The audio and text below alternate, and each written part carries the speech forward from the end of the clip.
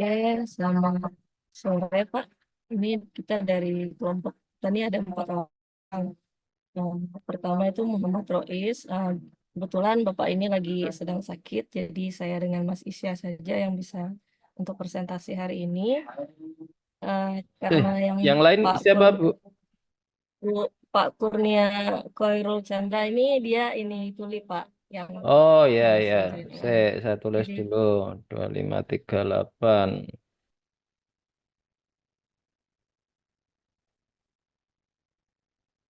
2515 sama itu I Asya atau Lasa, Bu ya?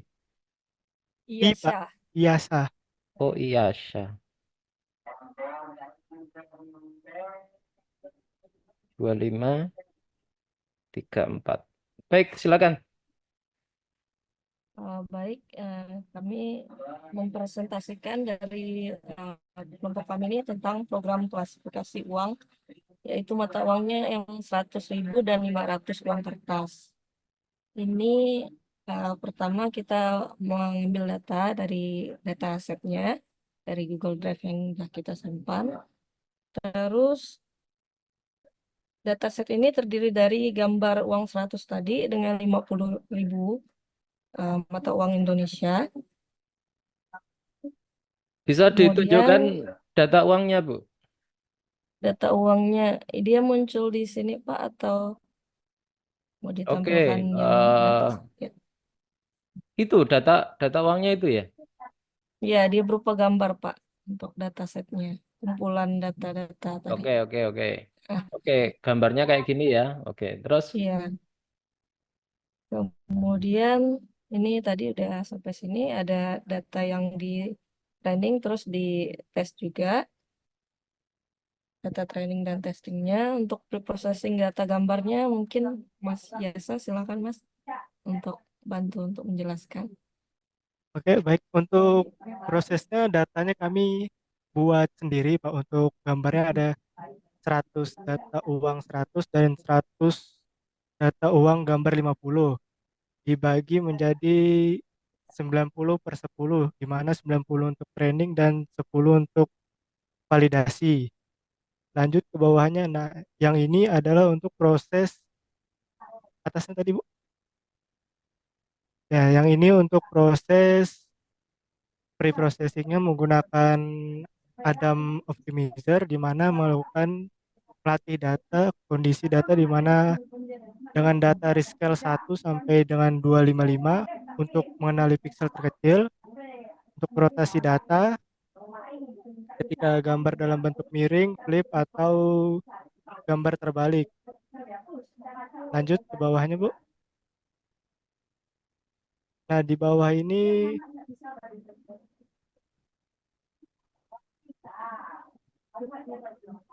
melakukan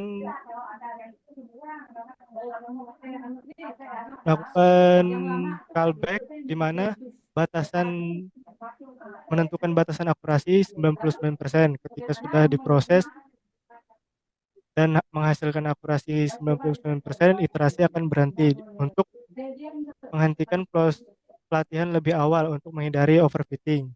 Lanjut bawahnya. Yang bawah ini menampilkan data kinerja model pelatihan.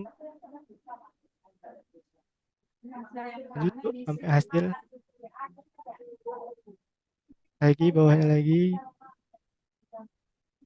Nah, ini adalah kinerja model tabel akurasinya. Lanjut, Bu.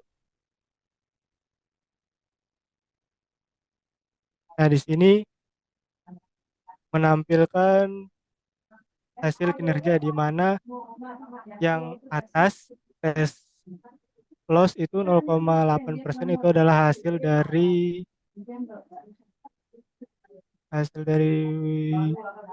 bentar, ini hasil dari proses validasi, tes loss 0,08 dan tes akurasi 0,94. Dan yang tabel bawahnya adalah untuk yang tes 0,95 itu hasil dari proses pelatihan training, dan validasi 0,98 itu untuk proses hasil data validasi. Lanjut di bawahnya untuk proses mendefinisikan fungsi prediksi untuk model menghasilkan prediksi dalam bentuk batch data validasi. Lanjut Bu, bawah. Nah, di mana ada tabel predik, ada nggak Bu yang warnanya? Nah, itu. Warna itu prediksi 50, 50, 0,4, 100, 100 prediksi 100, dan gambar uang 50 itu 0,95 warna kuning, dan yang bawahnya prediksi 50 tapi aslinya 100 itu warna biru keunguan dengan skor 0,07, dan terakhir prediksi 100 dengan hasil real 100 itu dengan skor 0,95. Lanjut ke proses terakhir adalah proses prediksi inputan gambar real, di mana jika menginputkan gambar akan menghasilkan kelas yang telah dilatih. Ya, sekian Pak presentasi dari kelompok kami. Ya, itu kalau yang ditunjukkan yang di atas tadi itu dia mampu mendefinisikan uang 100 ya? Iya, 100 dan 50 Pak. 50. Coba Ini di atas, menentuk ke atasnya, ke atasnya. Nah, yang ini, ya gambar itu, heat map itu. yang heat map Bu. Nah, ini maksudnya apa ini?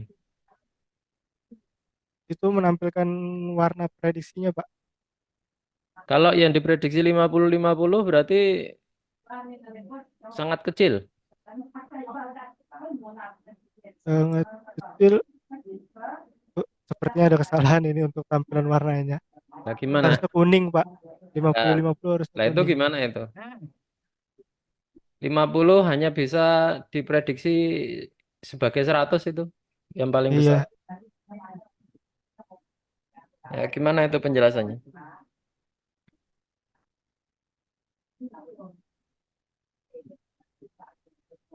iya. Sepertinya ada kesalahan di penulisan kodenya ini Pak. Untuk yang 50-50. Ya, istilahnya gimana? Di mananya salahnya?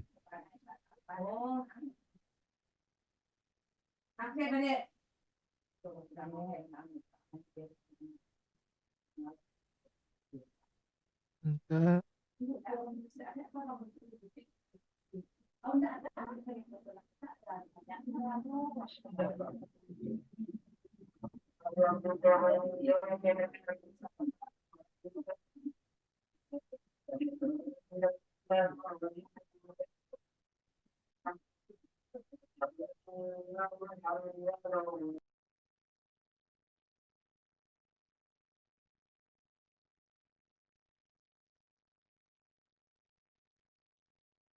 Gimana? Ada penjelasan?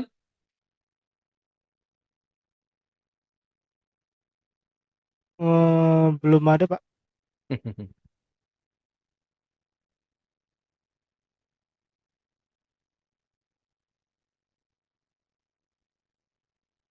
Batch pertama. Berarti uang 50 sama 100 diprediksi sebagai uang 100 kalau kayak gitu.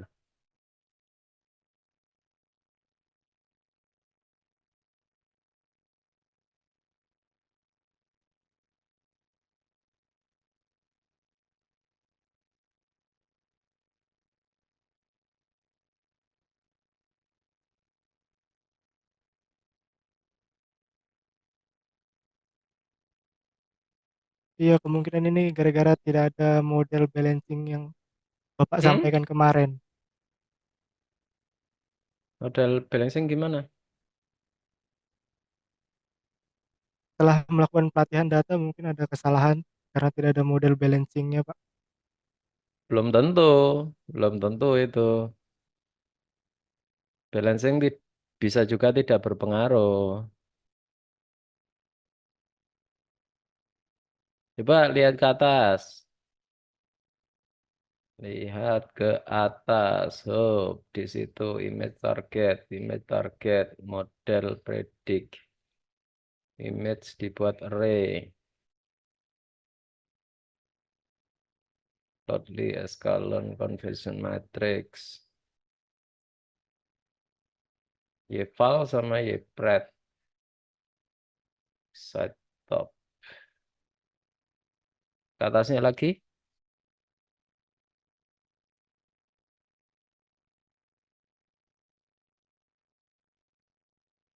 Tes akurasi 0,95. Tes sama validation 0,95. Iya. Iya Pak, karena datanya cuma 100 data yang Nah, dapetin. terus dari data itu, lossnya itu yang nilai. Saya yang ke atas tadi, kenapa Anda memilih lebih besar dari 0,99? Yang atas, yang atas lagi, atas lagi. Hop, pelan-pelan. Oke, atas lagi. Hmm, Oke, Nah, itu. yang Nah, akurasinya ya Pak, ya, diberhentikan 0,99. class my callback Ya, after 0,99. Gimana itu menjelaskan? Kenapa kok dipilih 0,99?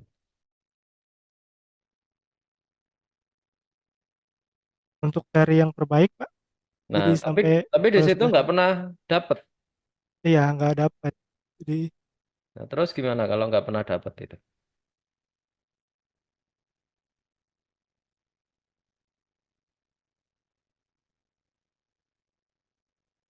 Coba saya kalau diganti yang paling besar di situ 0,97, 0,97 coba.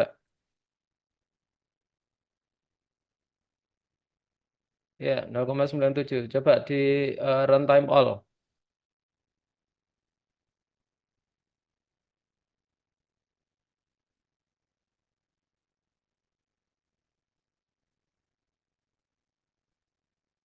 Datanya ada berapa? 100 ya tadi ya? iya Pak, 100 100. Jadi 200 totalnya. 100 100.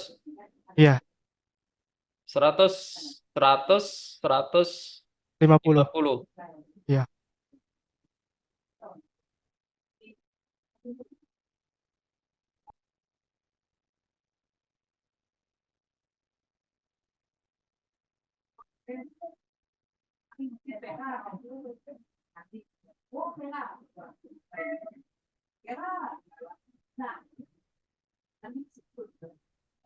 Satu, dua, terus.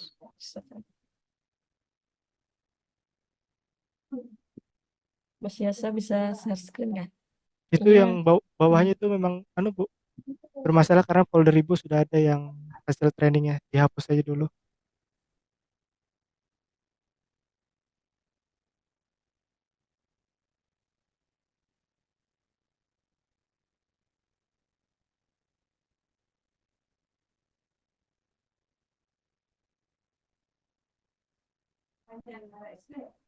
Atau Mas Yasa aja yang ini. Mas Bentar saya saya masih. coba nyalakan komputernya. Oke.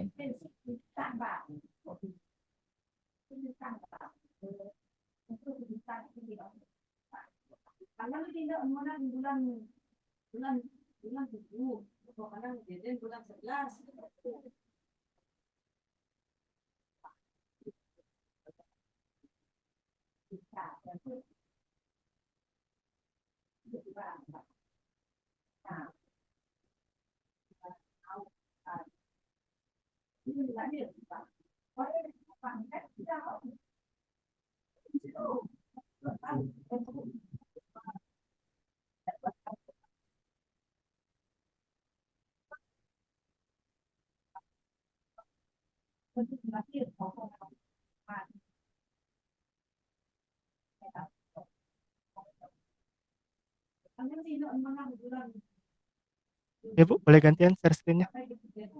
Oke, saya stop.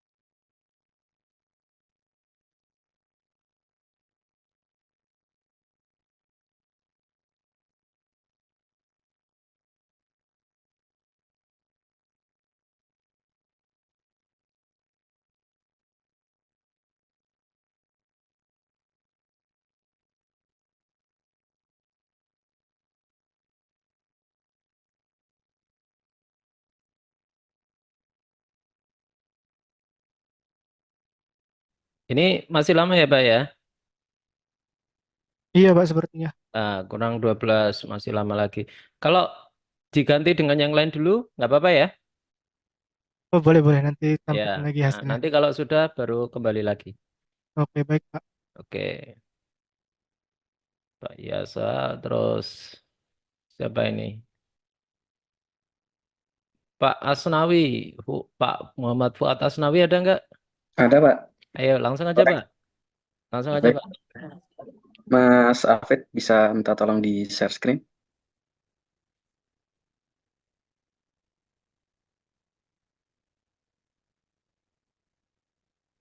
Baik, Assalamualaikum warahmatullahi wabarakatuh. Assalamualaikum warahmatullahi wabarakatuh.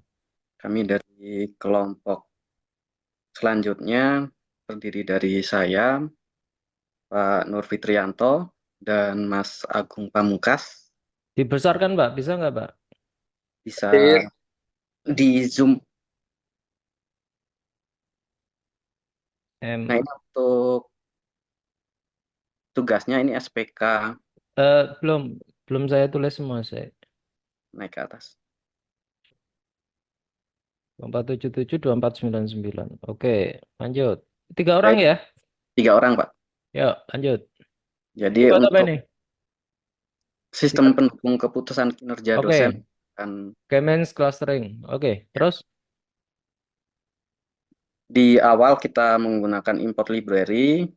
Setelah itu ada read data dari evaluasi dosen oleh mahasiswa. Ini ada 4 variabel: pedagogik, profesional, kepribadian, sosial.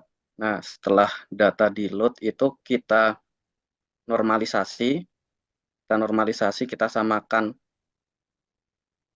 skalanya jadi 0 sampai 100. Setelah itu kita cari rata-rata akhir. Kenapa harus 0 sampai 100?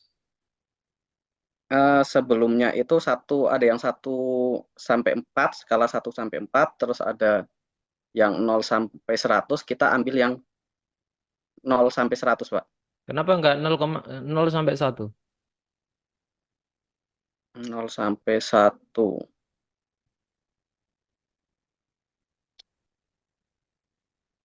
Itu mungkin karena 0 sampai 100 itu angkanya lebih banyak, lebih variasi gitu, Pak. 0 sampai 1 juga variasinya sama. Cuma kan lebih kecil.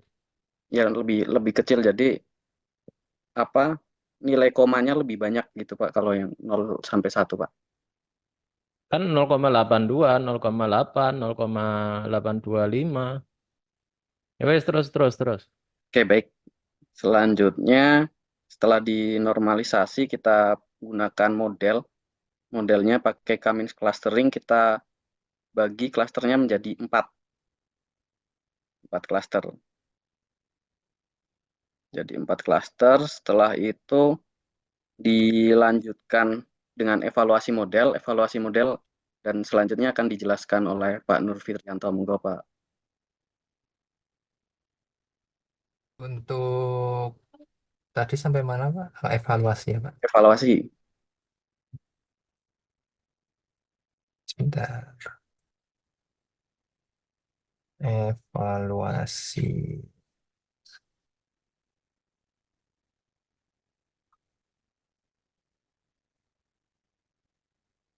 Bawah lagi. Nah, itu evaluasi model. Jadi untuk evaluasinya di sini kita menggunakan silhouette score, Davis-Baldwin score, dan Kalinski-Harabas score Pak. Untuk hasilnya sendiri di silhouette score-nya mendapat 0,448, Davis-Baldwin-nya 0,670, Kalinski-Harabasnya 109,065. Kemudian untuk knowledge base-nya kita mencoba untuk menambahkan data baru untuk masuk ke klaster di mana untuk letaknya, Pak. Jadi sekarang masuk ke ini silhouette score, Davis-Baldwin, terus Kalinski, Harabas dan seterusnya. Itu untuk menunjukkan klaster terbaik itu berapa itu?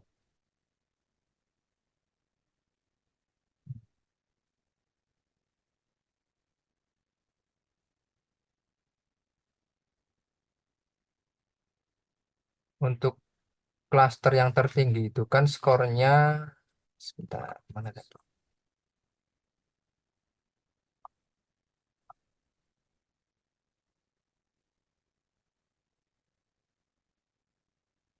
Untuk yang di atas 75,1, Pak. Enggak, maksud saya ini loh, tadi siluet indeks, terus kemudian Anda pakai Baldwin index, Davis Baldwin index dan seterusnya itu kan digunakan untuk menentukan klaster terbaik. Nah, itu klaster terbaik itu berapa?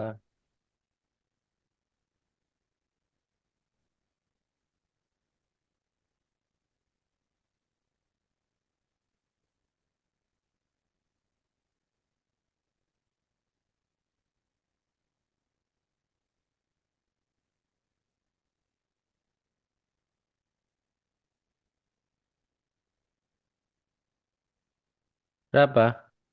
Bentar, Pak. Itu skornya. Cuma klaster terbaiknya itu berapa? Karena tadi Kebetulan tiba-tiba yang kemarin tiba-tiba kok dipisah menjadi 4. 4 itu asumsinya dari mana?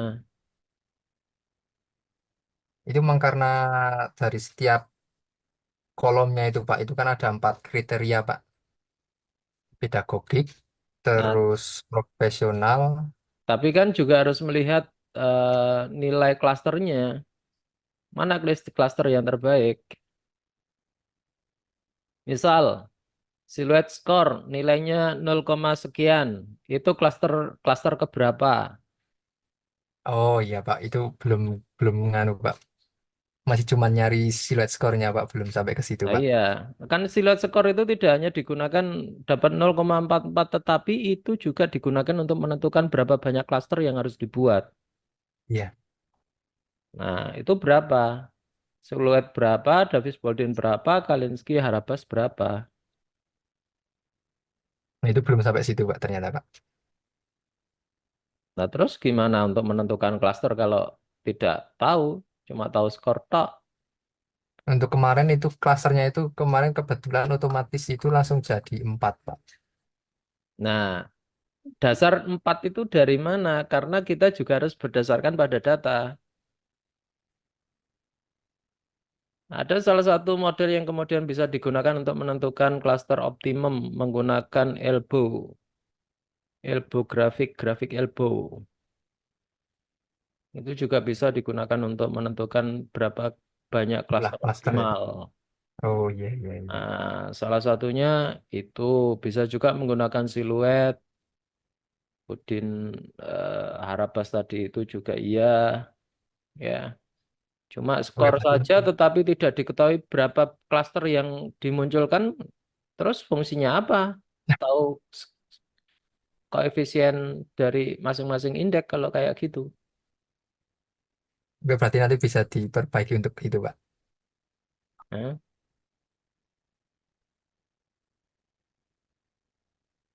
gimana cara menentukan klaster kalau kayak gitu? Kebetulan kemarin masih manual sih Pak. Untuk yang di tempat kami itu kan ada 4 kriteria itu Pak. Yang baik sekali, baik, cukup baik, sama tidak baik itu Pak. Jadi cuman langsung kita ambil patokan 4 itu Pak. Nah, kalau gitu indeks yang tadi itu nggak perlu kalau kayak gitu. Hmm, Karena penentuan indeks itu digunakan untuk menentukan berapa banyak klaster yang harus dibuat. iya, iya, iya.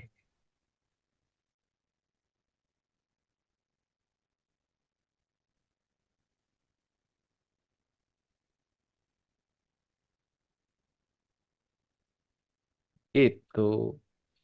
Jadi Iya Pak, siap. misalkan kalau klaster jumlahnya 2, nanti siluet indeksnya skornya berapa? Klaster 3 siluetnya indeks berapa? Terus klaster 4 itu nanti skor siluetnya berapa dan seterusnya. Nah, kalau kemudian tadi, oke, ini yang terbaik adalah ini 0,4. Nah, dia berada di klaster berapa? Jangan-jangan 3. Itulah yang kemudian dinamakan dengan clustering. Jadi banyaknya model yang terkumpul di situ. Yang paling bagus di situ berapa? Nah, cara penentuan siluet skor, Davis-Baldwin score, Galinsky-Harabas itu di situ. Nah, bisa jadi nanti siluet skor ternyata klasternya 2 ini yang terbaik. Nah, kalau Davis-Baldwin bisa jadi nanti 3 malahan. Begitu. Berarti cukup pakai satu aja ya Pak? Ya, satu juga boleh kalau misalkan klasternya dapat diketahui. Cuma di sini kan nggak ada pengetahuan terkait dengan klasternya. Cuma tahu skornya tetapi klaster keberapa yang harus dibuat. Oh iya, iya, iya.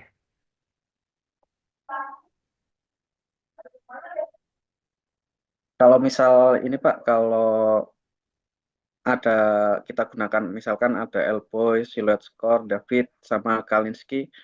Nah, untuk menentukan klaster yang terbaik itu milihnya bagaimana Pak? Nantinya Pak? Ya nanti dicoba-coba. Hmm. Makanya Dicoba. nanti kalau silent score, misalkan ternyata klaster kedua mendapat skor 0,44 dan seterusnya itu. Ya, terus untuk klaster ketiga, Davis Baldwin score itu ternyata mendapatkan 0,67. Nah, itu ya dicoba-coba. Mana yang kemudian menjadi, karena masing-masing indexing skor itu berbeda-beda dalam menentukan apa itu berapa banyak klaster yang harus dibuat. Oke, berarti nanti kita ambil yang terbaik dari metode itu ya Pak ya?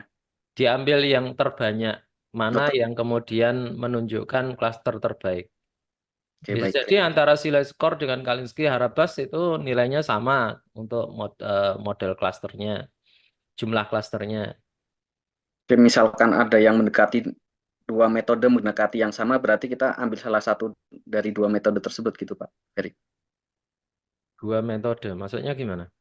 Misalkan David sama Kalinski itu nilai skornya sama gitu, kita pilih salah satu atau gimana Pak? Kok nilai skor? Skornya kan beda di situ. Ya, Jumlah, misalkan kalau jumlah sama gitu, klaster, jumlah klaster. jumlah klasternya sama gitu. Ya berarti ya pakai yang jumlah klaster yang paling banyak mendekati di situ. Di Banyak ya. antara tiga itu ternyata 2/3 itu kok eh, memilih jumlah klasternya itu 3 untuk nilai terbaik pada Davis dan Kalinski. Ya udah berarti 3 klaster. Nah itu cara cara menentukan pengklasteran seperti itu. Sehingga nanti centroid yang dibuat di dalam K-means ya centroid yang dibuat itu nanti ada 3. Nah dari tiga centroid itu nanti yang akan menentukan di mana letak-letak yang saling berdekatan yang akan dibuat dalam pengelompokan begitu. Oke, oke, baik.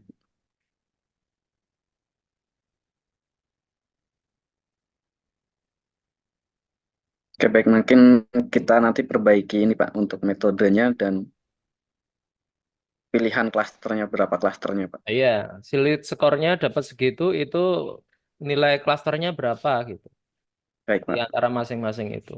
Bisa juga nanti menggunakan model grafis, menggunakan elbow ya, elbow graph itu juga bisa menggunakan itu.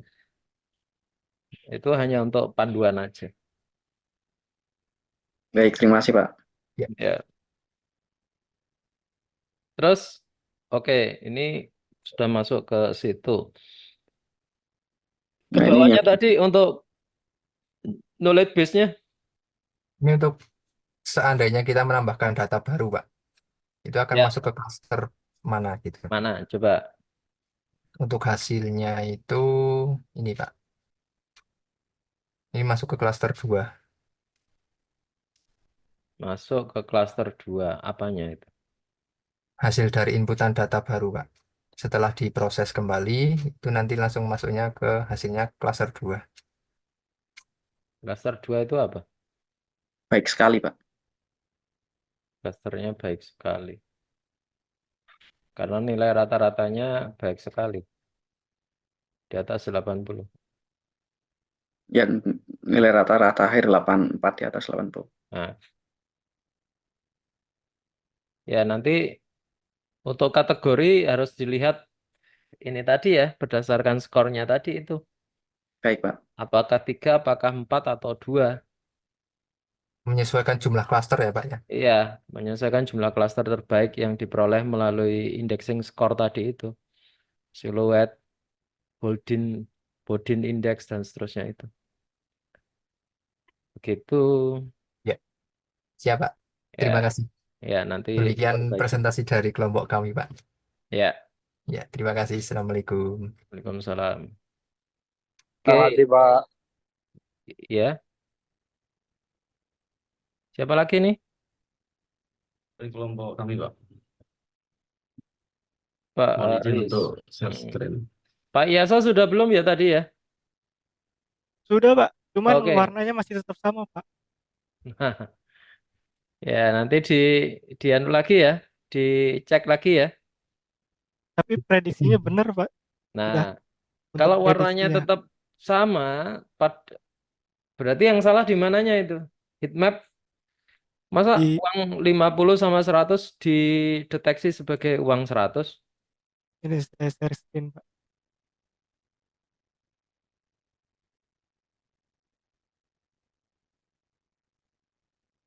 Tuh, warnanya tetap sama. Nah, iya. Ini coba Nah, masa ganti. lah ya, makanya uang 50.000 dideteksi menjadi uang 100. Tuh, untuk 50 tetap Pak, ini gambar 50. Ya, berarti yang salah heat map-nya. Ini juga tuh berhasil memprediksi 50. Mungkin heat map-nya ini Pak, antara pemanggilan kodenya atau Ya, ya. prosesnya yang salah. Oke, nanti itu diperbaiki ya. Iya Pak. Terima kasih Pak. Ya, sama-sama. Oke, next Pak Haris, silakan. Baik, terima kasih Pak. Terima kasih untuk share screen. Bisa kelihatan Pak? Bisa. Kecil sekali ya. Ini pakai HP atau pakai apa ini? Saya pakai komputer. Kok anu ya? Persegi panjang. Enggak. NIM-nya berapa tadi, Pak? Ini untuk saya 2355 2528. Saya, saya bisa ditunjukkan ininya tadi, Pak. Ini Yang sudah kelihatan Pak? sudah kelihatan. Yang tadi tolong dianu. Kelihatan Salah Pak. share screen sepertinya ini Pak. Salah share screen Pak Aris. Oh, Share screen-nya yang kodenya Pak.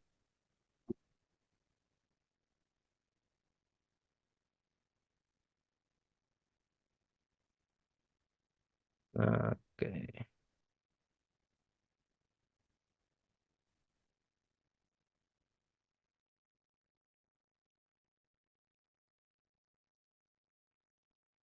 ini Pak. Ya Pak Aris. Baik Pak, ini untuk kelompok kami ini hampir Sebentar, sama mungkin tadi. sebentar. Pak Ilyas. 25, 28, 25. M Haris. M 25, 22, Ahmad Hashim. Oke, silakan. Baik, untuk kelompok kami ini untuk prediksi merek sepatu Pak tadi. Kalau tadi Pak Yasa tentang untuk mendeteksi jenis uang, ini kelompok kami prediksi merek sepatu. Mohon maaf sebelumnya juga mungkin karena saya awalnya bukan dari TI, jadi hal seperti ini ada hal yang baru bagi saya untuk belajar. Jadi untuk memprediksi jenis sepatu. Ini dataset yang kami gunakan ini berupa gambar sepatu yang terdiri dari 3 kelas. Ada sepatu untuk merek Adidas, Converse, dan Nike. Untuk training setnya 80%, kemudian untuk validation setnya 20%. Sedangkan untuk test setnya ada 114 file yang terdiri dari 3 kelas. Jadi di aplikasi ini untuk memprediksi apakah model ini bisa memprediksi jenis-jenis sepatu. Terdiri dari 3 tadi, ada sepatu Adidas, Nike, dan juga Converse. Kemudian kami melakukan augmentasi data supaya modelnya nanti bisa membaca dari berbagai arah, bukan hanya dari satu sisi saja. Jadi ada rotasi di sini sehingga model nanti bisa membaca jenis sepatu yang ada. Nah, dari eh, hasil yang model yang kami lakukan setelah melakukan epoch 10 kali, mendapatkan validasi yang masih kurang, hanya 20%. Kemudian melakukan epoch lagi, banyak 20 kali, dan hasilnya mendapatkan hasil 80%. Pada saat mencoba running pertama kali kemarin, kami berhasil 90% lah. Telah melakukan di epoch lagi, 20 epoch ini, tentang hasilnya malah menurun, jadi hasilnya menjadi 80%. Nah, ini seperti ini. Untuk hasilnya, jadi hasilnya 80,43%. Dari hasil prediksinya, hasilnya kira-kira nanti seperti ini. Dari originalnya naik, prediksinya naik, original Converse, prediksinya Adidas. Nah, ini ada kekeliruan prediksi yang salah di sini. Kemudian original naik, prediksinya naik, originalnya Converse, prediksinya Converse, original naik, prediksinya naik, original Converse, prediksinya Converse. Nah, kemudian selanjutnya saya mencoba memfoto, membuat model sendiri di ini ada sepatu. Jadi asal memfoto saja untuk jenis-jenis sepatu. Namun ternyata karena mungkin model yang saya buat hanya ada 3 jenis sepatu, sehingga pada saat sepatu-sepatu yang di luar dari jenis yang ada, jadi di luar Adidas, Converse, dan Nike ini prediksinya ternyata tidak bisa dia membaca. Jadi misalnya seperti ini, padahal ini sepatunya bukan Converse, tapi itu prediksi Adidas. Padahal juga bukan Adidas. Sedangkan yang eh, gambar yang saya foto yang memang asli mereknya Nike, dia berhasil memprediksi untuk Nike. Ini, begitu Pak. Ya, oke. Tadi dimasukkan ke di save ke H5 ya, modelnya ya.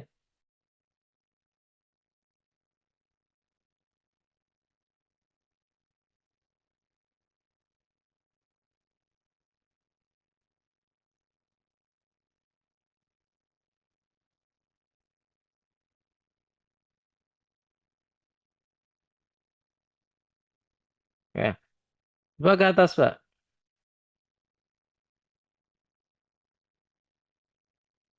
Tadi yang saya agak itu kan ada, coba yang di atas lagi.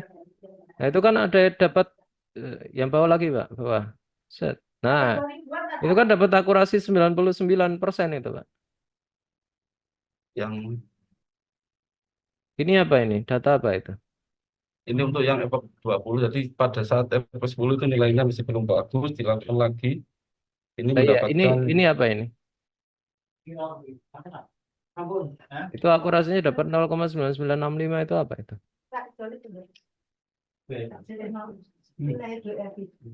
ini 0,9965.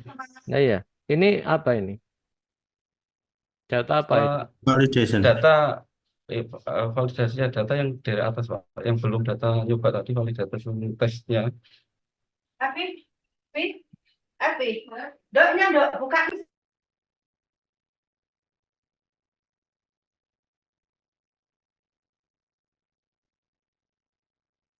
Di mana? Di mana? Untuk yang data apa namanya, data yang masih aslinya Pak, asli dalam arti sepatunya tadi sesuai, dia bisa membaca dengan akurasi yang sangat bagus. Cuma terkadang ada kelemahan tadi, makanya setiap kali saya lakukan epoch lagi, run lagi, terkadang ada penurunan Pak. Dari awal itu bisa 92%. Saya running lagi, ternyata turun ada 82, terus terakhir tadi 80 validasinya. Untuk kesalahannya di situ yang saya tidak tahu kenapa kok bisa turun. Nah, itu data validasi. Mungkin kurang itu. Mungkin sebarannya yang beda.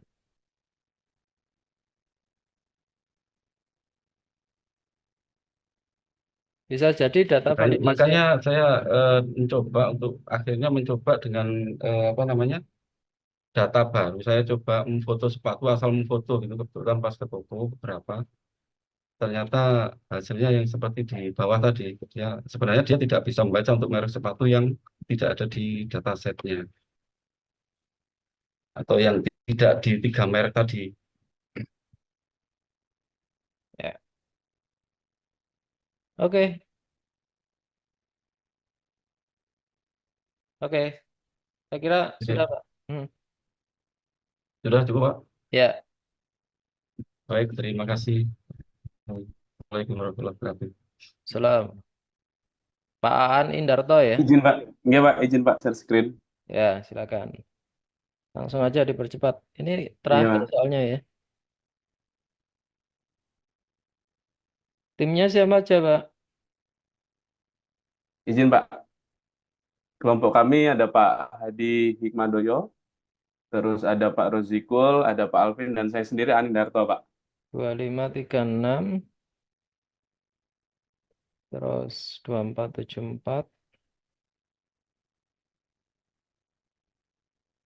Hmm. terus yang terakhir 2483. Oke, silakan. Ya, izin Pak, kelompok kami coba mengambil topik Pak untuk prediksi penyakit diabetes dengan algoritma K-Nielsen-Neber Pak, yang mana datasetnya kami ambil dari Kaggle Pak, berjumlah sekitar 768 data. Baik, untuk selanjutnya preprocessing dan sebagainya saya serahkan kepada Pak Rozikul. Pak Rozikul, kami persilakan. Terima kasih Pak An. Kita mulai dari Pak paling atas dulu. Yang paling atas kita impor data dulu untuk proses ini, impor library-library, kemudian kita load data dari Google Drive, kemudian selanjutnya kita load data dataset itu dari model data berbentuk CSV. Lanjutnya Pak, geser ke bawah. Nah, dari data data CSV ini, diabetes ini terdapat 1, 2, 3, 4, 5, 6, 7, 8 kolom atau 8 fitur. Dan outputnya ini, output CAM-nya itu yang paling belakang. Oke, lanjut. Data Langsung aja, Pak. Langsung.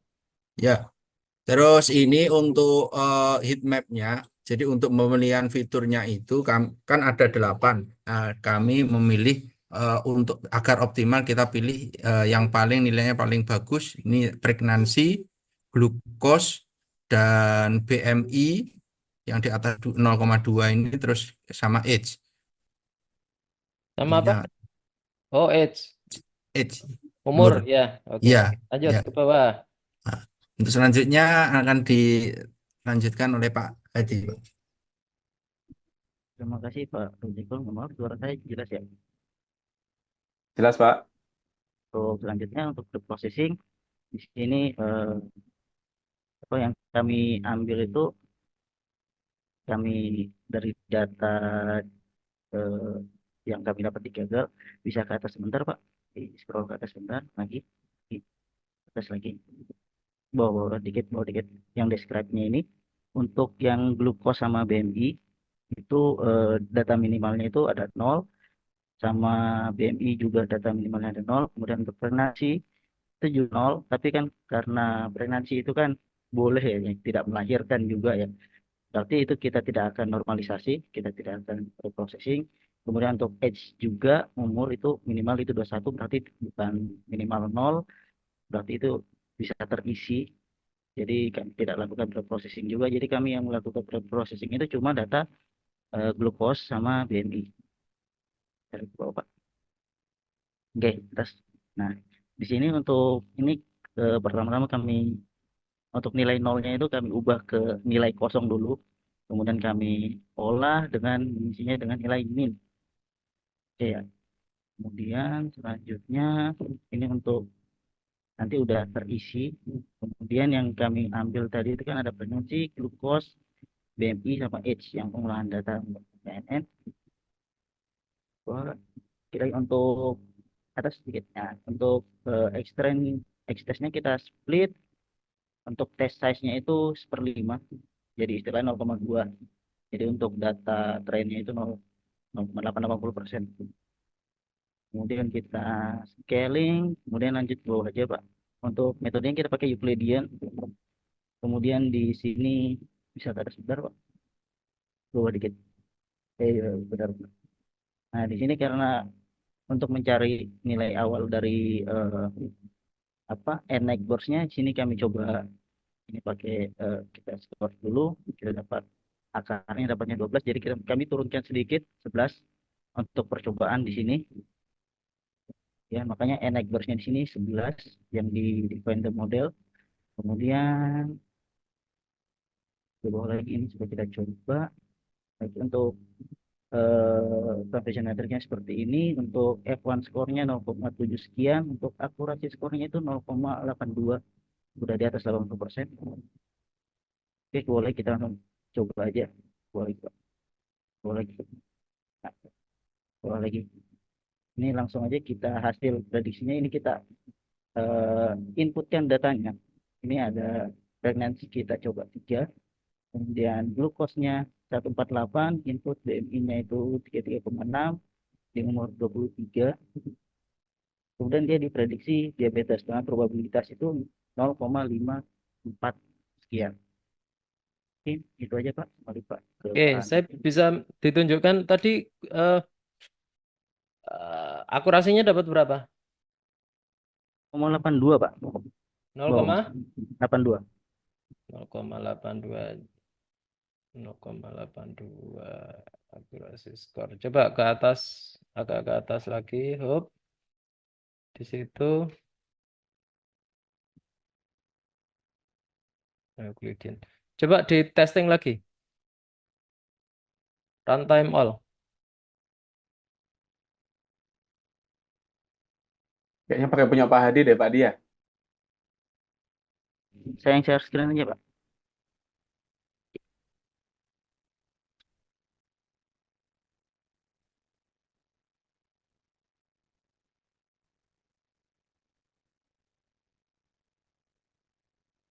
Udah muncul ya Pak?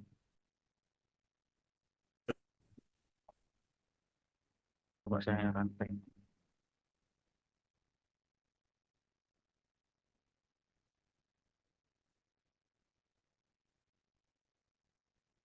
Ini untuk proses semua jadi langsung sih. Kita coba mengisi. Misalnya kata diabetesnya, ya pregnancy-nya itu kita untuk glukosnya kita apa yang ada di sini. Ininya dapat berapa Pak tadi Pak? Mana Pak? Oh yang tadi. Ah, Tadi dapat 0,82 Pak. masih itu. Akurasinya. Oke. Sudah di runtime error ya tadi. Sorry. Masih sudah di runtime all ya tadi. Sampun Pak. Ini baru dijalankan semua. Oke. Terus. Kita coba untuk glukosnya 115. 115. Terus Ambil dari sini. Misalnya BMI-nya kita 40. Dan umurnya kita ambil 40. Oke, diprediksi ini dia menderita diabetes dengan prediksi 0,54. Oke, yang Euclidean nanti coba ditulis Manhattan, Pak. Sama Manhattan, Pak. Ge. Ya, Manhattan. Euclidean diganti Manhattan.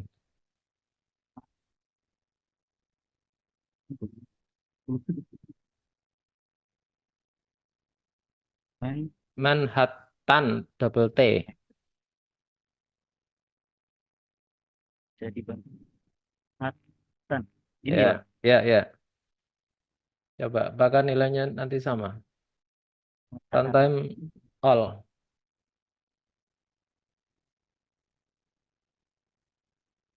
Teknologi.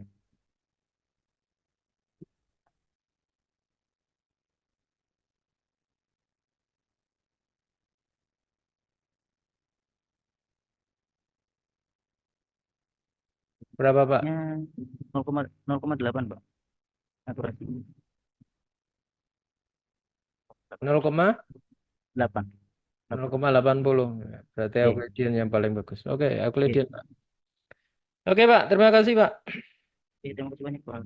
Ya. Lanjut. Setelah Pak Indarto siapa?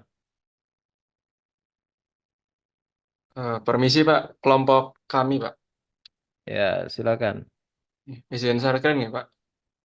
Ya.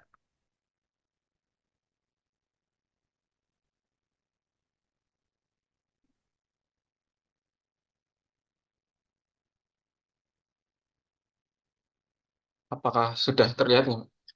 Sudah, cuma kurang besar.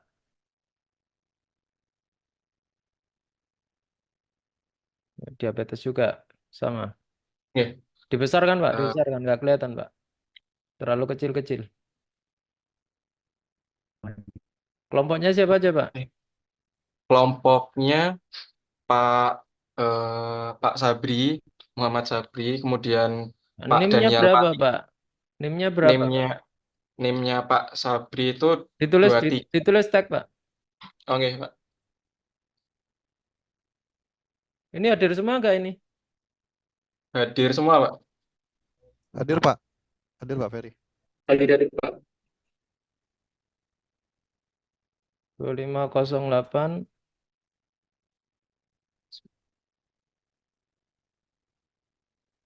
Dua, tiga, lima, dua, empat, sembilan, lima.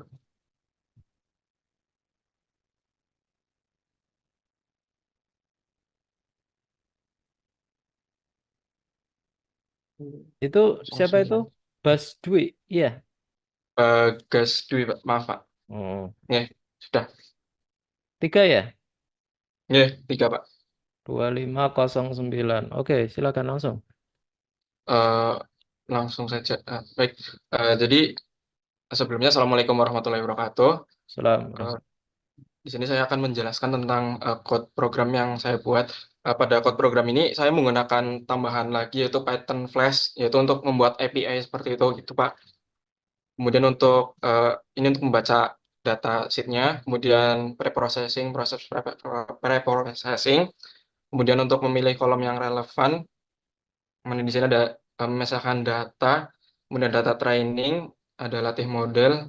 Setelah itu untuk evaluasi modelnya ada MSE, RMSE, MAE, sama MSE. Kemudian ada akurasi juga.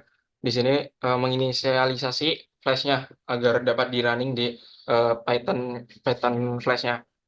Kemudian di sini ada function predict diabetes yang nantinya akan digunakan pada endpoint predict. Kemudian di sini untuk endpoint predictnya dengan metode post.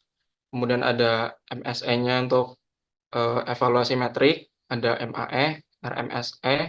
Kemudian untuk akurasi ada penghitungan BMI karena di sini kan ada inputan BMI-nya juga. Siapa tahu belum tahu untuk hitungannya.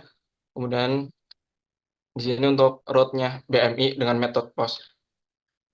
Di sini untuk menampilkan datasetnya yang sudah di pre-processing. Apakah terlihat untuk insomnia-nya, Pak? Kurang besar. Ini nggak bisa dibesarin lagi sih, Pak. Wah, ya kecil banget berarti. Oke. Terus. Jadi untuk inputannya itu formatnya tuh JSON atau JavaScript Object Nation, terdiri dari glucose, blood pressure, BMI, sama age atau umur. Glucose karena itu kan bisa dicek darahnya, kemudian blood pressure juga bisa ditensi, kemudian untuk BMI itu menggunakan kalkulator BMI itu ada, nanti BMI-nya tuh atau body mass index-nya itu langsung muncul di sini, kemudian diinputkan di prediknya. Kemudian untuk datasetnya itu seperti ini sih, Pak. Untuk datasetnya ini sudah menghilangkan atau pre-processing angka 0 di setiap barisnya. Kemudian untuk akurasinya yang didapatkan yaitu 0,80, untuk MSE-nya yaitu 0,154, RMSE 0,39, sama MAE-nya itu 0,325. Gitu sih, Pak.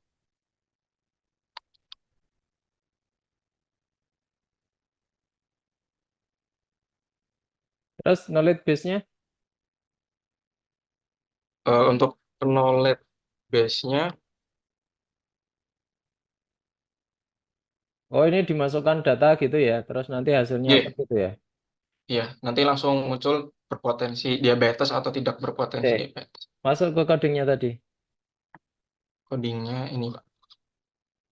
Eh, Untuk prediknya di sini. Ini untuk mencari glukosa, blood pressure, BMI, sama AIDS itu dari mana? Nggak ada Berarti preprocessingnya ya? untuk pengetesannya itu misalkan kalau glukos kan kita bisa cek gula darahnya gitu, Pak. Nah, kemudian blood pressure itu kan tekanan Enggak. darah. Untuk pemilihan parameter. Parameternya itu dari data sheet-nya sih, Pak. Sebentar. Yang mana ya data sheet ini? Karena yang menurut kita tuh gampang dilakukan gitu. Jadinya saya mengambil parameter glukos, blood pressure, BMI, sama umur gitu sih, Pak. Oh, ini sudah dari datasetnya ya berarti Anda Iya, betul Pak. tidak melakukan preprocessing lagi ya di awal. Untuk preprocessing itu hanya menghilangkan, misalkan glukosnya itu ada angka nolnya itu kan akan memengaruhi Ya, akurasinya gitu sih. kalau yang teman ada sebelumnya kan kalau diabetes itu datasetnya ngambil dari Kaggle tuh ini. Ya, ini juga dari Kaggle Pak. Nah, itu kan ada beberapa macam parameter kan? Iya, Dari beberapa macam parameter itu terus kemudian alasan kita menggunakan glukosa, blood pressure dan seterusnya itu kan didasarkan pada pemilihan fitur. iya, betul. Nah, kalau di sini Anda ujuk-ujuk udah menghilangkan itu semua yang kira-kira tidak berpengaruh. Iya, sebenarnya sih sebelumnya itu karena menurut kita yang gampang saja diambil loh gitu, kayak misalkan glukos tuh kayak gampang dilakuin tes gula darah kemudian sama blood pressure, jadinya Ya, kita mengambil gini, tersebut gini. gitu sih. Kalau kita penelitian itu jangan berdasarkan asumsi. Oh, iya Pak. Ya, harus ada dasarnya. Kenapa kemudian saya milih glukos? Kenapa milih blood pressure? Kenapa harus milih BMI? Itu kan harus ada dasarnya. Tidak hanya berdasarkan ini mudah dipakai aja sih. Enggak kayak gitu kalau penelitian. Ya, kita kan ranahnya ilmiah di sini. Jadi semua yang dilakukan itu harus berdasarkan pada bukti. Buktinya apa? Kenapa harus menggunakan glukos? Oh, karena ini gitu. Jadi begitu, bukan hanya asumsi. Ini karena lebih mudah aja sih. Enggak kayak gitu. Oh, iya baik Pak. Nanti saya perbaiki untuk datasetnya. Iya, karena harus ada dasarnya di situ. Kenapa kemudian milih fitur-fitur itu? Oke, Baik Pak. oke. Udah, terima kasih. Baik, Pak. Terima kasih Pak. Ya, next. Siapa? Izin Pak Ferry dari kelompok kami. Oke, langsung Izin source share code. screen. Apakah sudah terlihat Pak? Ya, ini ada 2 ya. Iya Pak, sebenarnya awalnya ada 4 yang tertulis di Google Sheet DTI, cuma yang satu itu dari awal nggak ada ini kabar, terus yang kedua setelah UTS nggak respon dihubungi, terus tinggal kami berdua. Terus satunya Claudia. Oke, langsung. Baik Pak, untuk tugas AI ini kami mengambil judul prediksi berat badan balita di periode penimbangan selanjutnya dengan metode peramalan ARIMA, analisis data time series. Untuk yang pertama kami menghubungkan ke Google Drive, dari Google Drive, kemudian ada import library. Selanjutnya kami membaca dataset. Untuk dataset ini sendiri kami dapat dari Posyandu, salah satu Posyandu yang berada di Surakarta, Pak. Nah, kemudian untuk dataset ini kami ada beberapa kolom, yaitu ID balita, usia, BB, indikator, KBMIN, dan keterangan. Selanjutnya menentukan korelasi. Di sini kami menggunakan matrik korelasi dan kami memilih karena yang paling tinggi itu usia dan juga BB. Selanjutnya kami memilih kolom yang diperlukan, ada usia, BB, dan juga ID balita. Kemudian kami mencari kesalahan penulisan pada nilai BB. Dari dataset yang ada 3 data yang ada kesalahan. Kemudian merubah nilai dari yang menggunakan koma menjadi titik. Kami asumsikan kalau ada penulisan kesalahan koma. Selanjutnya menampilkan seluruh data yang sudah memiliki nilai BB dan yang belum, Pak. Di sini kami ada 2 ID, yang pertama ID 1 dan ID 2, jadi tampil semua. ID balita itu apa itu? ID balita itu menunjukkan apa? ID balita itu penanda Identitasnya, Pak. Iya, identitas, Pak. Hah? Jadi Identitas? kita, iya Pak. Jadi balita 1, 2, kita ambil dua sampel 2 balita saja, Pak. Iya, Pak. 2 balita. Iya, 2 balita dengan jangka waktu 0 sampai 60 minggu, Pak. Berat badan balita. 60 bulan, Pak. Jadi 5 tahun pengukuran. Ini tadi digunakan untuk apa ini? Penentuan Kita berat badan. Iya, Pak. memprediksi untuk periode selanjutnya, Pak. Periode apa? periode Penimbangan. penimbangan. Jadi Oh, penimbangan Iya. kan setiap bulan, Pak. periode penimbangan. Oke, Kan oke. nanti bisa mendeteksi eh, klasifikasi gizi balita. Oke. Terus? Dilanjut. Iya Pak, kemudian menampilkan seluruh data yang sudah memiliki nilai BP dan yang belum. Nah, kemudian untuk datanya itu kami ada 6 di ID Balita 1 ada 61, ID Balita 2 juga 61. Nah, selanjutnya kami pisahkan data berdasarkan ID Balita, Pak. Di sini ID Balita 1 sudah terpisah dengan ID Balita 2. Nah, kemudian dilanjutkan oleh Mbak Claudia, silakan.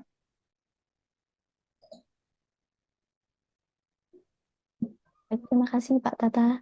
Izin saya share lewat device saya nih.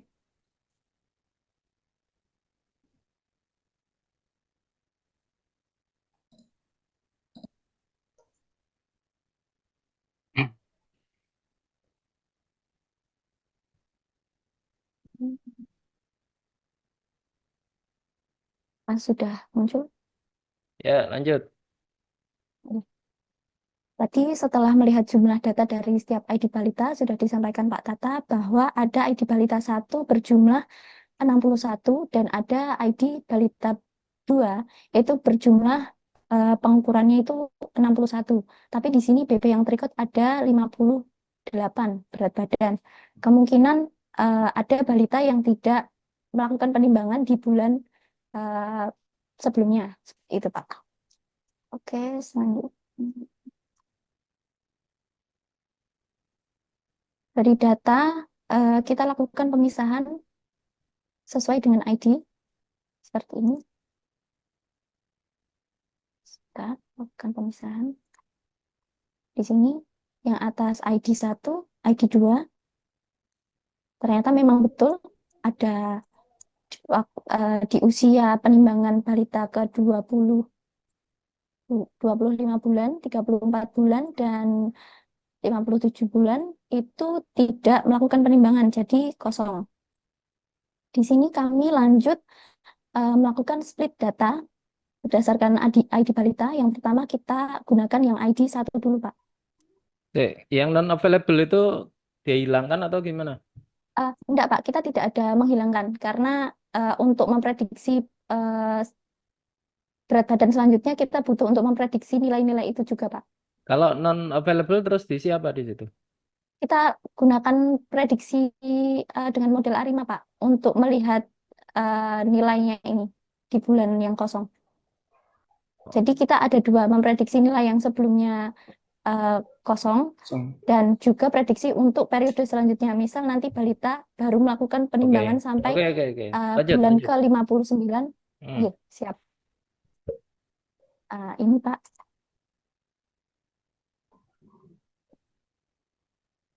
Ini untuk data penimbangan ID 1. Ini setelah kita lakukan prediksi ARIMA-nya.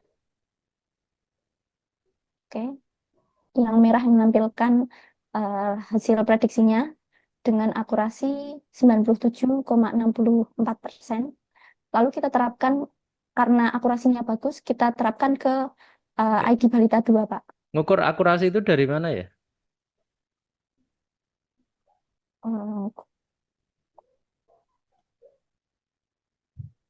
Jadi ini Pak, jadi kita ada data asli, data origin, sama data hasil prediksi. Dari situ, Pak. Iya, ngukur akurasi itu gimana? Ini. Gimana? Itu rumus akurasi memang kayak gitu?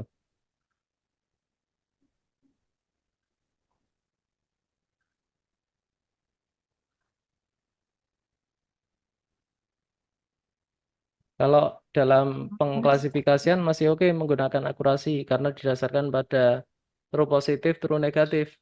Nah, kalau kayak gini gimana ya? Apakah itu nilai akurasi? Berarti umumnya kalau pakai peramalan ARIMA itu tanpa melihat akurasi, Pak, ya? Kalau akurasi biasa digunakan untuk klasifikasi berapa true positif, berapa true negatif, berapa false positif, false negatif. Jadi ini kami menggunakan nilai errornya, Pak. Errornya. Iya, Errornya. kalau regresi biasanya menggunakan nilai Iya. error. Iya betul tapi Pak. tidak Jadi ini menggunakan nilai akurasi. betul. Baik, Ini Pak. kita Nah, kemarin tambahkan saja sih Pak. nah, itu enggak, Cari-cari. soalnya enggak ada Enggak kalau perlu kayak nggih. gitu. Iya, Oh Pak. iya. Ini kita tambahkan sendiri Pak kemarin. Nah, iya, itu membuat Iya, baik. anu sendiri kalau kayak gitu. Ya, ini kita peroleh nilai MAE untuk errornya sekian Pak 0,24, MSE-nya 0,11, RMSE-nya 0,33. Errornya kok masih besar ya? Iya, Bisa ditambahkan R square. error square yang Hmm, oh ya ya, R square. R square. Nah, Bisa Pak sebelum nanti kami tambahkan Pak. ya Sudah sekarang ada aja. skripnya juga. Coba tambahkan R square. R square. Menggunakan Mau escalon juga bisa.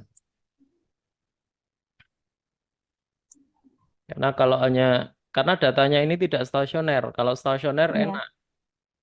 Ini datanya menaik, nggak stasioner ini. izin stop share dulu Pak. Saya perbaiki, saya tambahkan dulu Pak. Langsung aja di situ nggak apa-apa.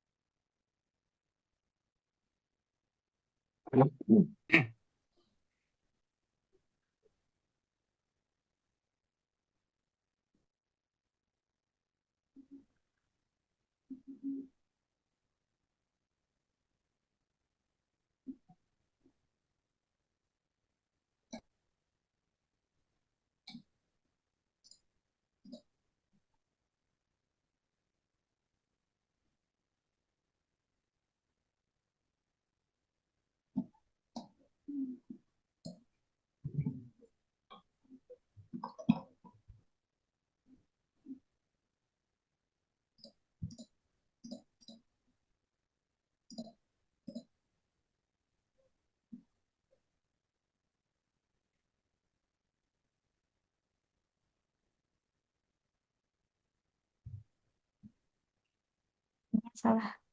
Siapa? Tanda kurungnya nggak ada itu. Kurung tutup. Hmm.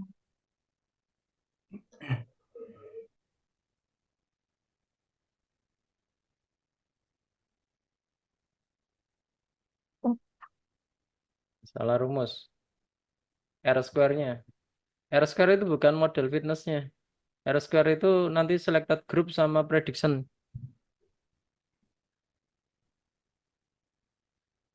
Selected group.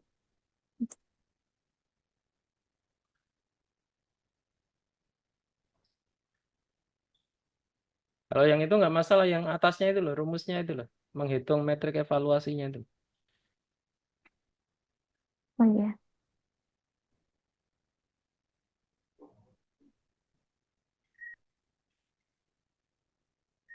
Hmm.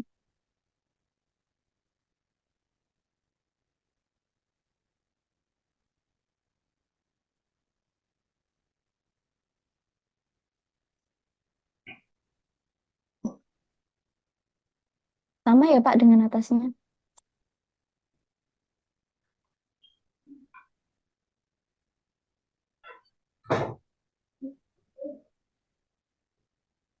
Rumusnya bener nggak ya?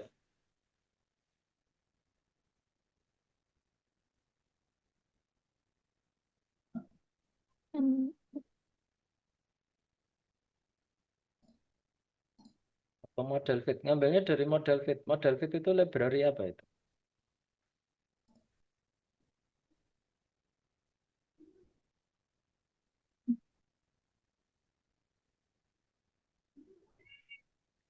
Coba cari di Google itu R square.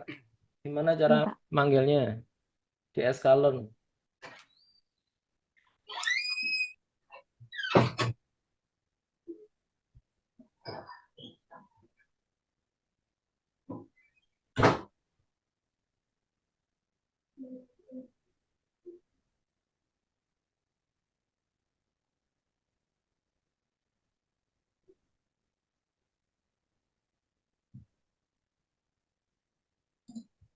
Escalon metrik untuk R square gimana cara manggilnya? Pusing dulu Pak. Hmm? Sebentar Pak, minta waktu buat browsing dulu Pak. Mengambil skala untuk Pak, izin bertanya, Pak. Ya, Ini berkaitan dengan submit tugas knowledge base system, knowledge base kayak gitu. Nah, di sini saya ada kendala Pak untuk upload filenya. Ini saya kompres ke RAR atau zip juga bermasalah kayak gitu. gimana? Filenya kan PDF. Oh, filenya PDF ya, Ayah? Iya. Oke, nggih. Saya kira RAR itu file Python-nya Pak di dikonversi ke PDF kayak gitu. Enggak, itu kan saya minta, oh, source code berarti ya.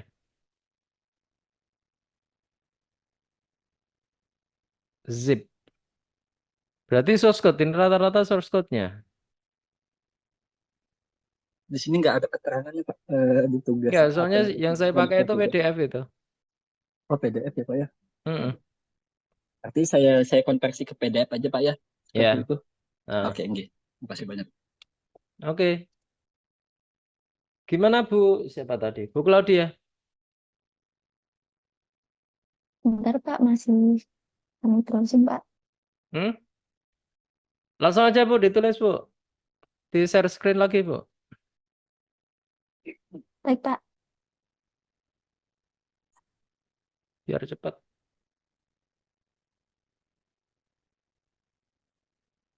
Mana tadi? Atasnya.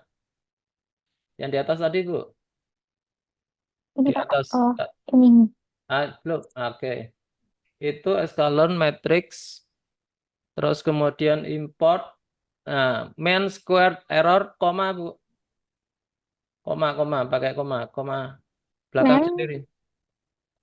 ini Ya, ya, terus panggil R2 underscore score. sudah. Nah, itu ya. Oke. Itu dipanggil di bawah, Bu. Dipanggil dulu. Scroll.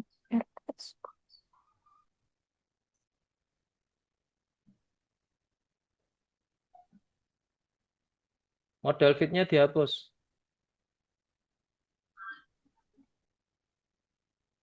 R2 underscore. Nah, itu. Oke, langsung dieksekusi.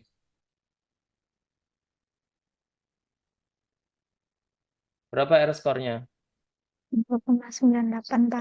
Berarti modelnya udah mendekati. Kalau R square-nya itu mendekati 1, itu artinya modelnya sudah mau mendekati. Kalau model tidak stasioner, itu kita harus tahu R square-nya. Kalau tidak menggunakan itu, nanti errornya itu sangat tinggi. Bisa juga nanti kalau terlalu tinggi sekali, itu nanti nilainya bisa sampai ribuan, bahkan ratusan sampai ribuan nanti. Kan nggak mungkin kalau error kok sampai ratusan atau ribuan gitu. Tidak mendekati nol tetapi ribuan di atas itu. Karena apa? Karena tidak stasioner. Nah, untuk mendekati model model time series, nah itu menggunakan R square untuk melihat apakah model R square-nya itu mendekati 1 atau tidak. Oke, berarti 0,98 itu mendekati aslinya. Nah, Terus ini dilanjut untuk prediksi yang tadi Pak, yang tidak, yang ID2 kamu.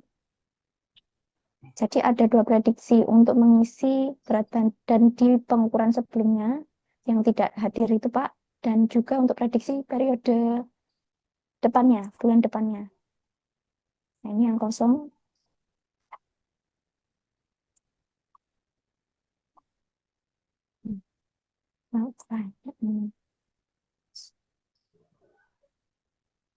Ini Pak untuk gambar grafiknya. Jadi ini prediksi untuk yang future Pak, yang 1 bulan periode depannya di 61. Ini untuk yang hasil prediksinya yang merah dan yang biru untuk data aslinya Pak. Untuk akurasinya, oke, ini Pak, nanti kami tambahkan masih sama, 97,68%.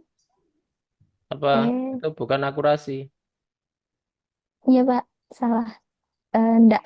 Jadi tidak diperlukan untuk perhitungan akurasinya ya Pak ya. Enggak. Oke, kami koreksi. Oke, Oke, selanjutnya untuk knowledge base-nya terkait penggunaan standar antropometri dari Kementerian Kesehatan, dilanjut Pak Tata, monggo Pak. Oh iya Mbak. Oke.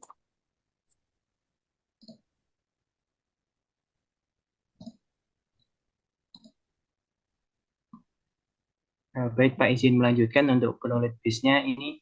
Di sini kami mendasarkan pada antropometri yang ditetapkan oleh Kementerian Kesehatan. Di sini kami konversi ke file CSV. Kemudian kami beri keterangan di setiap indeks dan juga kategorisasi status berat badan dari usia 0 sampai 60 bulan tadi. Jadi di sini misal usia ke 1 bulan, kalau berat badannya kurang dari 2,9 itu sangat kurang. Kalau 2,9 sampai 3,4 itu berat badan kurang dan seterusnya Pak, sampai 60 bulan. Nah, kemudian dari hasil prediksi yang telah berjalan di ID Balita 2, ini muncul penjelasan dari status gizi di setiap bulan untuk ID Balita 2. Mungkin itu Pak yang bisa kami presentasikan dari kelompok kami. Terima kasih. Oke. Next. Berikutnya. Pak. Ya. Izin Pak, kami dari kelompok kami Pak. Oke, terakhir ini ya Pak Sebastianus. Iya Pak, sepertinya Pak. Oke. Langsung aja soskotnya Pak. Baik, Pak. Izin Pak, ini kami dari kelompok 2, ada 3 orang Pak. Ada Pak Alpian Cahyo, Pak Mahathir Muhammad, dan saya sendiri Pak. 2513 Pak Alfian. Terus 2519. 2544 Pak. Pak Mahathir. Terus berapa ini? 2544. 2544. Pak Sebastianus. Ini terakhir ya Pak ya? Sorry. Apa? Cuma 3 ya? Cuma 3 Pak. Oke. Lanjut Pak. Ini ngapain Pak? Ya Pak, ini kami memprediksi harga Dogecoin Pak menggunakan LSTM. Oke. Untuk dataset sendiri kami ambil dari Yahoo Finance, itu untuk trainingnya itu dari 2022 sampai 2018 sampai 2022, kemudian untuk testingnya dari 2023 sampai 2024. Oke. Selanjutnya kami serahkan ke Pak Alpian untuk melanjutkan Pak. Oke, baik Pak. Seperti biasa, tolong jalankan Pak. Ini sudah running tadi Pak. Ini itu. Oh gitu. Atau saya screen aja Pak, punya saya.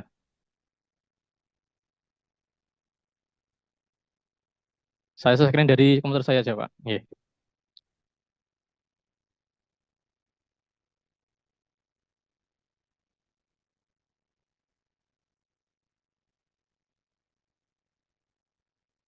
Sudah nampil Pak, ya? Sudah muncul Pak? Sudah, lanjut. Oke. Untuk yang pertama, kita seperti biasa untuk melakukan import library yang kita butuhkan itu ada keras, sekarang kita menggunakan keras workflow-nya. Lalu scalemetric untuk melakukan evaluasi nanti Pak. Yang pertama kita running dari library-nya. Tuh, saya running semuanya.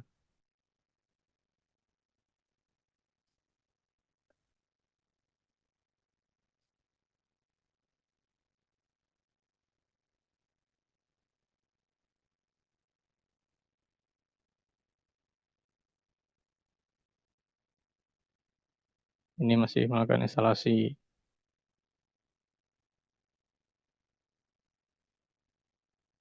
Nah, ini kita lakukan upload, Pak. Upload data atau upload dataset yang kita lakukan untuk training. Kita menggunakan Dogecoin, tadi sudah dijelaskan, diambil dari Yahoo Finance mulai tahun 2018 sampai tahun 2022.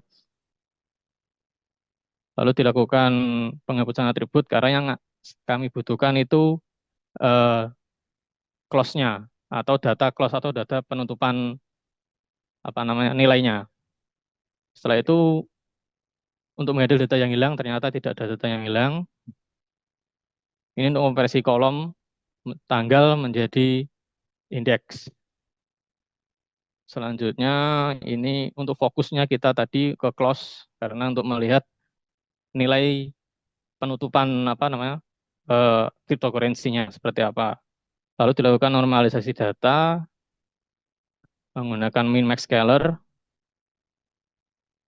Selanjutnya ini untuk deteksi anomali ketika ada perubahan atau siklus data yang tidak normal. Ini pembuatan dataset.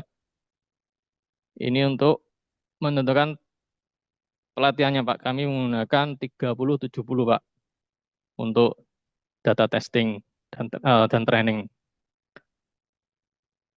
Lalu kami juga menggunakan LSTM dan optimization-nya kami menggunakan RMS prop untuk menghitung loss dari mean square error-nya. Kami juga menggunakan error stopping untuk melakukan pemantauan ketika ada training atau ada data yang nilainya kurang baik. Ini sudah melakukan training, kami menggunakan epoch-nya sebanyak 90.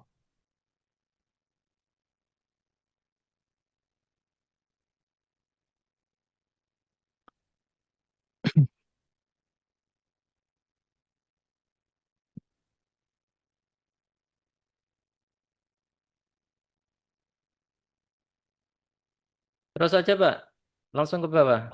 Oh ya. Nah, sambil nunggu itu. Ini untuk evaluasi LSTM-nya ketika data loss-nya atau nilai kerugian dari penghitungan selama proses iterasi. Lalu ini untuk prediksinya, kita melakukan prediksi, X-test itu data realnya atau data aslinya. Lalu selanjutnya, mode yang sudah kita lakukan training tadi, saya simpan atau kami simpan ke dalam mode prediksi H5 formatnya. Ini untuk visualisasi data, ini menunggu epochnya selesai dulu, Pak. Ya, nggak Masih apa-apa. dalam Lanjut aja, terus aja. Ini untuk melihat tabel atau melihat grafik loss dari hasil training validasinya. Lalu ini untuk menghitung evaluasinya, kami menggunakan MSE, RMSE, MAE dan R2 score. R square ya. Selanjutnya di sini kami melakukan knowledge base-nya dari data tadi dari mode yang sudah kami simpan tadi, kami load.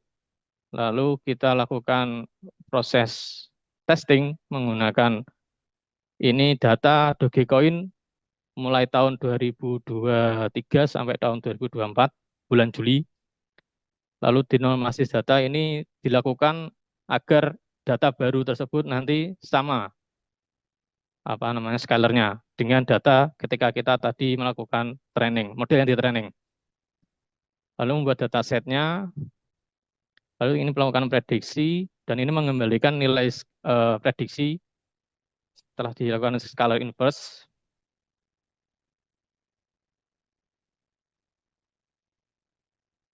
Selanjutnya ini untuk melakukan visualisasi hasil prediksinya, Pak. Dan melakukan hasil evaluasi setelah dilakukan evaluasi model setelah dilakukan input data baru, dataset baru maksudnya. Saya lihat belum, masih 85, sedikit lagi, Pak.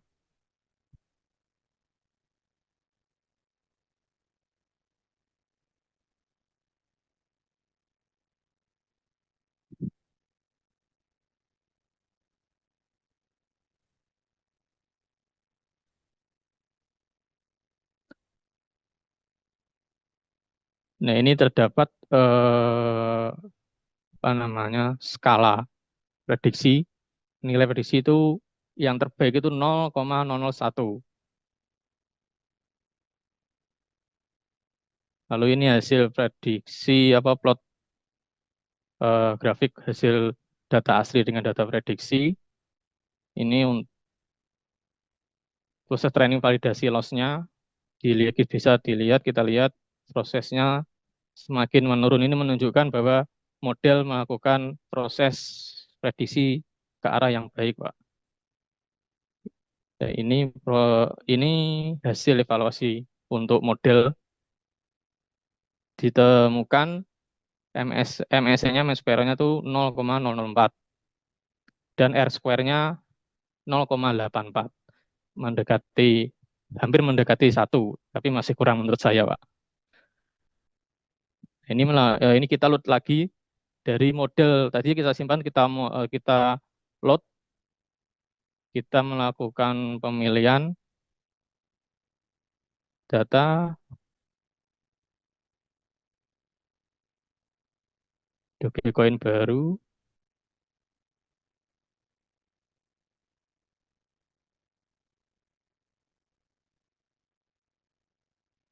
Nah, ini proses hasilnya.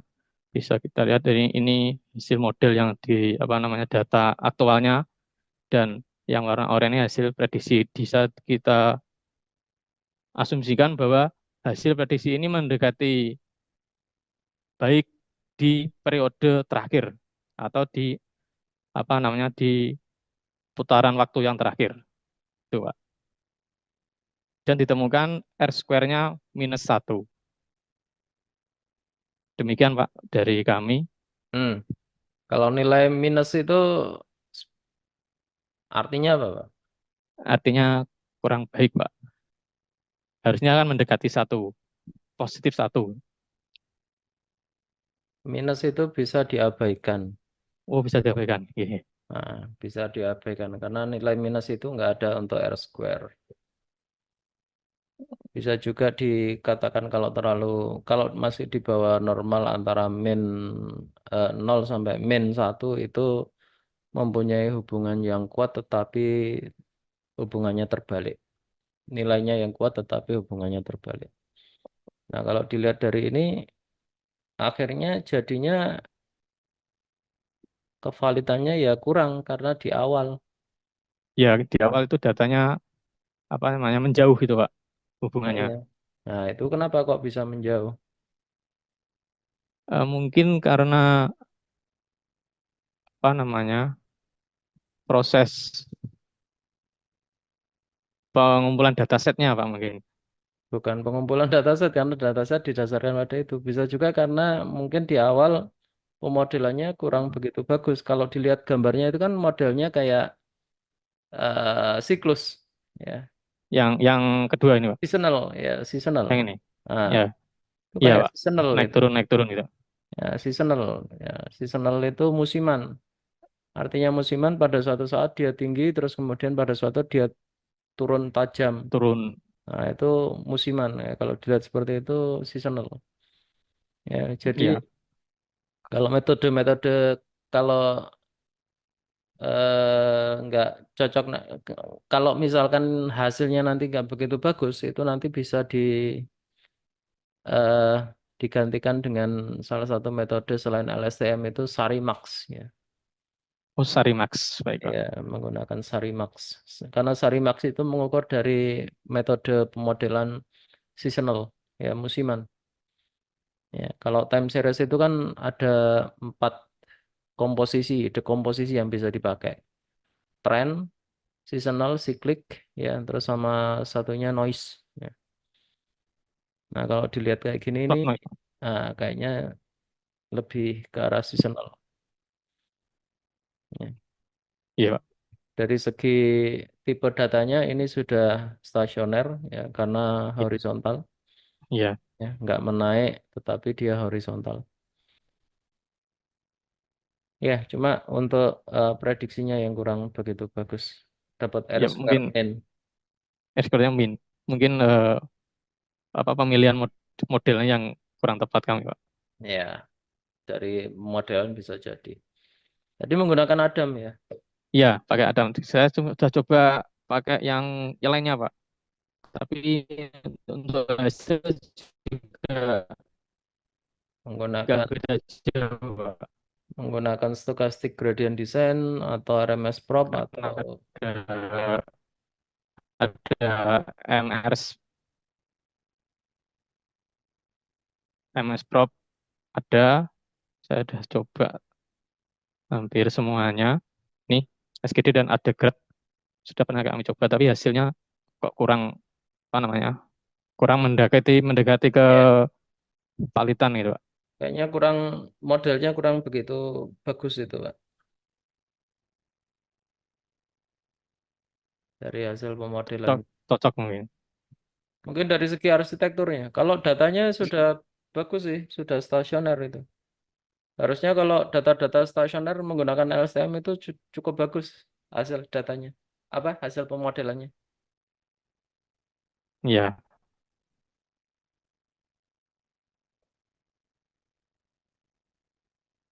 Ya, nanti tolong dicek lagi terkait dengan modelnya. Mungkin di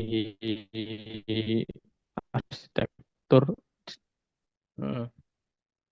Di model arsitekturnya. ya baik, Pak. Atau mungkin ya kan lebih mungkin ada pengaruhnya gitu. Gimana? Atau kami nanti ya coba diotak-atik lagi, Pak, untuk modelnya.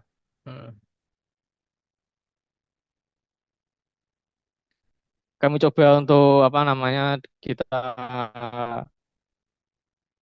apa namanya kita tambahi parameter, kita kurangi untuk Loh, kalau Adam kenapa nggak bagus apa? Adam.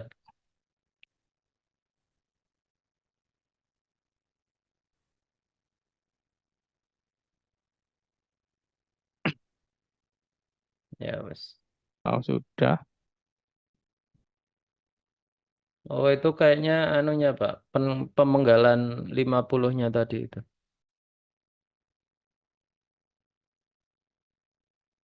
LSTM network. Di set 50. Mungkin bisa 100 atau nilai yang lain. Termasuk juga untuk apa itu nilainya? Learning rate. Ya. Nah, learning rate itu juga berpengaruh. Itu mungkin kurang hypertuning parameternya, perlu dicek lagi. Baik, Bapak Ibu, ada yang lain lagi?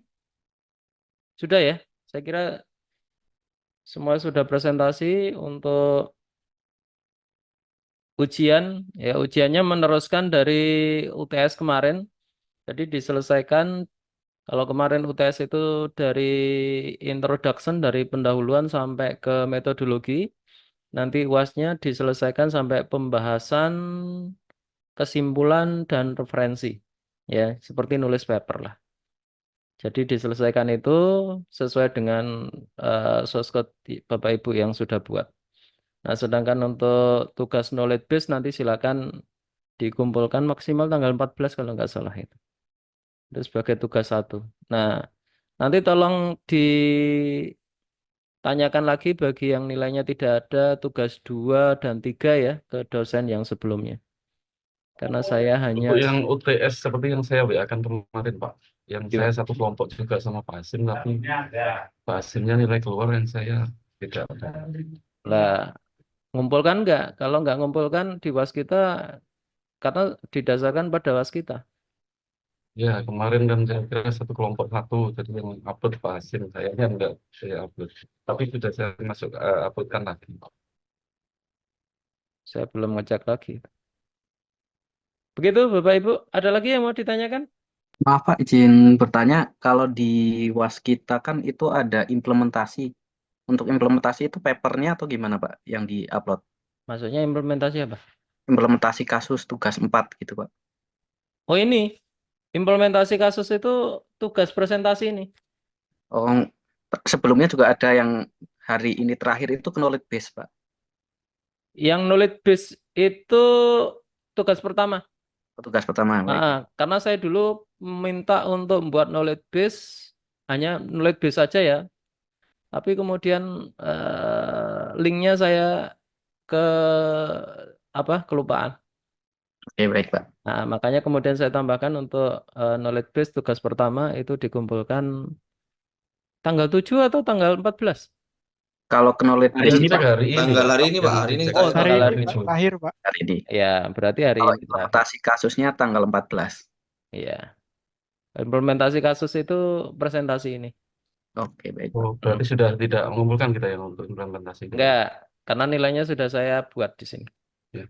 Nah, kalau implementasi nggak perlu, tapi kalau yang knowledge base itu sebagai tugas Knowledge base pertama. nanti berupa PDF dari coding kita tadi atau? Ya, boleh. Dari coding itu. Baik, terima kasih.